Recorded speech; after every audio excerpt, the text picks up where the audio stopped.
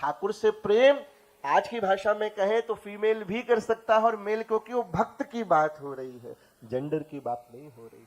स्त्री भी जो है वो भी माधुर्य भाव से प्रेम कर सकती है और पुरुष भी माधुर्य भाव से ठाकुर को प्राप्त कर सकता है।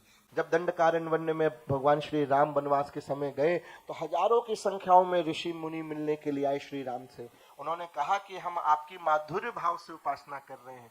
तब राम जी ने कहा तुम सभी द्वापर में जब हम श्री कृष्ण बन के आएंगे तुम सब सखी बन करके वहां आना।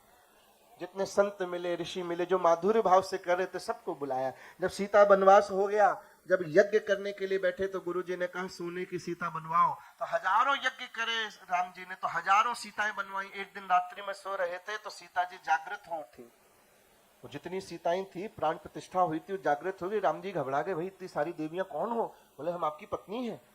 राम जी कह रहे हमने कब विवाह किया भाई, हमारा एक ही विवाह है। बोले हम सब सीताएं हैं, हम वही स्वर्ण की सीताएं हैं जिन्हें आपने यज्ञ में धारण किया था। ओ तब राम जी ने कहा देवी इस अवतार में तो हमारा एक ही पत्नी व्रत धर्म है, तुम सभी कृष्णावतार में गोपी बन के आना, मैं कृष्ण बन के आऊंगा, तुम्हें महारास रस पिलाऊंगा।